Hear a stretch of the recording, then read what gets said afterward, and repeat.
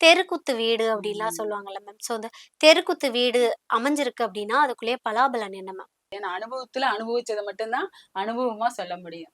இப்போ ஒரு தெருக்கூத்துள்ள வீடு ஒருத்தவங்க வாங்குனாங்க. அது வாங்கும்பொழுது அவங்க செகண்ட்ஸ் வீடு தான் வாங்குனாங்க. ம். வாங்கி அவங்களுக்கான வரைக்கும் அதுல போராடி பார்த்துருக்காங்க. ஒரு ஓகே. என்ன சொல்றது? ஒரு காட்ட முடியாத நோய். அதாவது வந்து என்னன்னே கண்டுபிடிக்க முடியாத நோய் அவங்களுக்கு. எத ம். பார்த்தாலும் ஸ்கேன் பண்ணாலும் நார்மல்னு வருது. பிளட் டெஸ்ட் பண்ணாலும் நார்மல்னு வருது. அப்ப அவங்களுக்கு நான் சொன்னேன், "நீங்க வேணா அந்த கொஞ்ச நாளைக்கு வீடு மாத்திருங்க. இப்போதைக்கு வீட சேல் பண்ண வேண்டாம். கொஞ்ச நாளைக்கு வீடு மாத்திருங்க" அப்படின்னு நான் சொன்னேன்.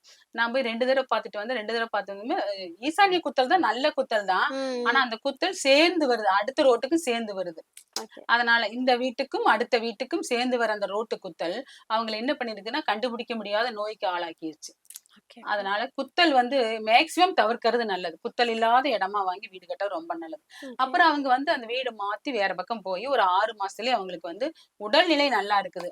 அப்ப என்ன ம். பண்ணிட்டாங்க, அந்த வீட்டுக்கு அவங்க போன்னு சொன்னா கூட போமாட்டேங்கிறாங்க. நாங்க இங்கேயே இருந்துக்கிறோம். ஓகே. அப்படின்னு ஓகே. அவங்களுக்கு அந்த வீட்டுக்கு போய் உடல் ஆரோக்கியம் நல்லா இருக்குது. ஓகே. அதனால அப்புறம் அந்த வீட்ட வந்து சேல் பண்ற ஐடியாவுல இருக்காங்க. இன்னும் சேல் ம். பண்ணல. ம். ஐடியாவுல இருக்காங்க. இது நான் பார்த்த கஸ்டமர். ஓகே. எனக்கு வந்த அனுபவம் இது.